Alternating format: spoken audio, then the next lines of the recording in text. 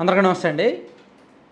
మన social media ఎంత యాక్టివ్గా ఉందో, సామాజిక మీడియా సోషల్ మీడియా చైతన్యం ఎంతగా పెరిగిపోయిందో మనం ప్రత్యేకంగా చెప్పక్కర్లా. కాబట్టి ఏ ఇంటర్నల్ మీటింగ్ జరిగినా, ఎటువంటి వ్యవహారం మీద చర్చలు జరిగినా, సంప్రదింపులు జరిగినా, ఏ ఇద్దరు కలిసినా లేదా ఏ 10 మంది కలిసినా దానికి సంబంధించి అనేక పుకార్లు, పనికిమాలిన గాసిప్స్ క్రియేట్ చేయడం ఎక్కువైపోతుంది.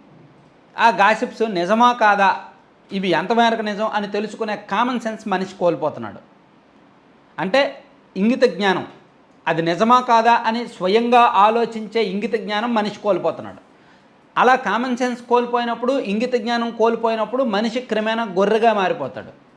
సో అటువంటి గొర్రెలే రాజకీయ నాయకులకు కావాలి. జాగ్రత్తగా వినండి, నేను చెప్పింది అర్థం కాకపోతే ఒకసారి వెనక్కి వెళ్ళండి. అటువంటి గొర్రెలే రాజకీయ నాయకులకు కావాలి. ఎందుకంటే వాళ్ళు చెప్పిన దానికంతా తల ఊపుతారు కాబట్టి, ఎటు చెప్తారు డైవర్ట్ అవుతారు కాబట్టి. సో రాజకీయ పార్టీలు మనుషులను అలాగే చేస్తాయి. కానీ మనకి దేవుడు బుద్ధి ఇచ్చాడుగా, మైండ్ ఇచ్చాడుగా. మనకు దేవుడిచ్చిన మైండ్ని మనం దేనికోసం వాడుకోవాలి? పార్టీల కోసం వాడతామా? సో ఏదైనా ప్రచారం జరుగుతున్నప్పుడు అది నిజమా కాదా అని మనం స్వయంగా ఆలోచించుకోవాలి. ఉదాహరణకు పక్కన ఒక ఫోటో చూడండి. ఇది ఎవరో క్రియేట్ చేస్తున్న ఒక ప్రచారం. ఏపీని తెలంగాణకు చంద్రబాబు తాకట్టు, ఏపీలో కలిపిన 7 మండలాలు వెనక్కి, టీటీడీలో భాగం ఇచ్చేందుకు రెడీ, 1000 కిలోమీటర్ల మేర తీర ప్రాంతంలోనూ భాగం, కృష్ణపట్నం, మచిలీపట్నం, గంగవరం పోర్టుల్లో భాగం, తెలంగాణ ప్రతిపాదనలకి చంద్రబాబు సుముఖత. ఏమైనా అర్థం పద్ధం ఉందండి? అది క్రియేట్ చేసినాడు, అసలు ఏమైనా అర్థం పద్ధం ఉందా దానిలో? అసలు నిజం అని 1% అయినా నమ్మగలరా?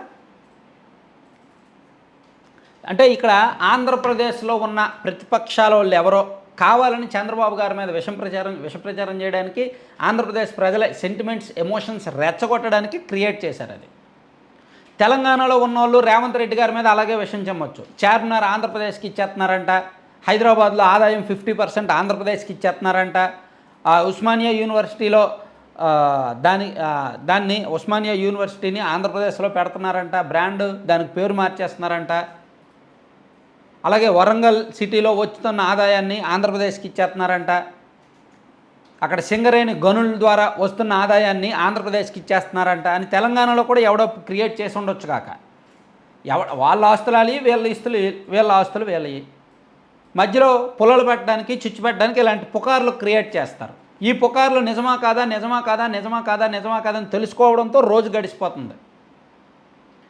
ఇందులో ఏమంటే టీటీడీలో తెలంగాణకి ఏం హక్కు అండి? వాళ్ళు ఎందుకు అడుగుతారండి? వాళ్ళు అడగడం అవాస్తవం, వీళ్ళు ఇస్తామనడం అవాస్తవం. వాళ్ళు ఎందుకు అడుగుతారు? తీర ప్రాంతంలో తెలంగాణకి ఏం సంబంధం అండి? వీళ్ళకు ఉండాల్సిన ఆస్తులు వీళ్ళకున్నాయి, వాళ్ళకు ఉండాల్సిన ఆస్తులు వాళ్ళకున్నాయి. హైదరాబాద్ను వదులుకొని వచ్చాం. హైదరాబాద్లో తెలంగాణకు వెన్నెముక హైదరాబాద్. తెలంగాణ మొత్తం మీద 100 రూపాయలు ఆదాయం వస్తే అందులో హైదరాబాద్ నుంచే దాదాపుగా 50-55 రూపాయలు ఆదాయం వస్తుంది. అంత పెద్ద లంకెల బిందుని హైదరాబాద్లో తెలంగాణలో వదిలేసి వచ్చాక ఇంకా ఆంధ్రప్రదేశ్లో తెలంగాణకు ఏమైనా ఇస్తారా? ఇవ్వరు. వాళ్ళు అడగడం అవాస్తవం, వీళ్ళు ఇస్తామండడం అవాస్తవం. కానీ పనికిమాలినోళ్ళు ఇలా కావాలని క్రియేట్ చేస్తారనమాట. దాన్ని వైసీపీ సోషల్ మీడియా వాళ్ళు విపరీతంగా వైరల్ చేస్తారు. బుద్ధి బుర్ర ఉండాలి మనకి. అసలు ఇవి నిజమా కాదా అని అడగడం కూడా తప్పే నా దృష్టిలో.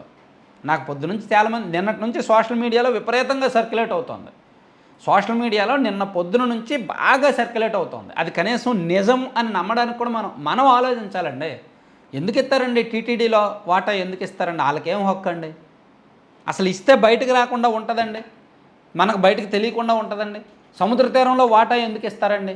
ఇస్తే సీక్రెట్గా ఏమన్నా రాసి ఇచ్చేసావా? తెలీదా? అసలు ఆంధ్రప్రదేశ్ తెలంగాణ మధ్య ఏమేమి పంచుకోవాలి, దేనిలో ఎవరికి వాటా ఉండాలి అనేది చెప్పడానికే విభజన చట్టం అనేది రూపొందించారు. 2014 ఫిబ్రవరి 14వ తేదీన, ఫిబ్రవరి 13వ తేదీన విభజన చట్టాన్ని ఆమోదించారు. ఆ విభజన చట్టంలో ఏమైతే ఉన్నాయో అవే వీళ్ళు పంచుకోవాలి. ఇవేమీ ఉమ్మడి ఆస్తులు కావు. టీటీడీ కానీ లేదా సముద్ర తీరం కానీ ఉమ్మడి ఆస్తులు కావు. అంటే నేను ఇంతకుముందు లాజికల్గా చెప్పాను, ఇప్పుడు లీగల్గా చెప్తున్నా. విభజన చట్టంలో ఏమేమి ఉన్నాయో అవే వీళ్ళు పంచుకోవాలి. విభజన చట్టంలో వాటర్ గురించి ఉంది, విభజన చట్టంలో సాగునీటి ప్రాజెక్టులు ఉన్నాయి, విభజన చట్టంలో విద్యుత్ పంపిణీ ఉంది, విభజన చట్టంలో యూనివర్సిటీల గురించి, అలాగే తెలుగు అకాడమీ గురించి, ఉమ్మడి ఆస్తుల గురించి ఉంది. మీన్స్ కొన్ని బిల్డింగ్స్ అవి ఇవి. అంతే తప్ప విభజన చట్టంలో టీటీడీ గురించో లేదంటే ఈ సముద్ర తీరం గురించో లేదు. అది వాటా ఇవ్వాలనే అంశమే లేదు. విభజన చట్టంలో 10 ఏళ్ల పాటు హైదరాబాద్ ఉమ్మడి రాజధాని ఉంది, 10 ఏళ్ల తర్వాత వదిలేసుకున్నారు అంతే. సో లీగల్గా చూసినా లాజికల్గా చూసినా ఇది ఫేక్ ప్రచారం. ఇటువంటి ఫేక్ ప్రచారాలు చేస్తారు.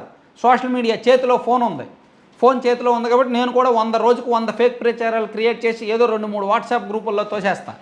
ఆ 2-3 వాట్సాప్ గ్రూపుల్లో కనీసం ఒక 500 మంది చూసి వాళ్ళు కూడా కొన్ని వాట్సాప్ గ్రూపుల్లో తోసేస్తారు. అలా అలా అలా మొత్తం కోట్ల మందికి చేరిపోద్ది. అయితే ఫేకా నిజమా అని తెలుసుకునేలోపు జరిగిపోద్ది అనమాట. సో అందుకే మనిషి అనేవాడు కామన్ సెన్స్ వాడాలంట. కామన్ సెన్స్ వాడకపోతే మనం గొర్రెలం అయిపోతాం. మనం రాజకీయ నాయకులు ఏదైతే కోరుకుంటున్నారో అది మనం అయిపోతాం. అది మంచిది కాదు. Thank you.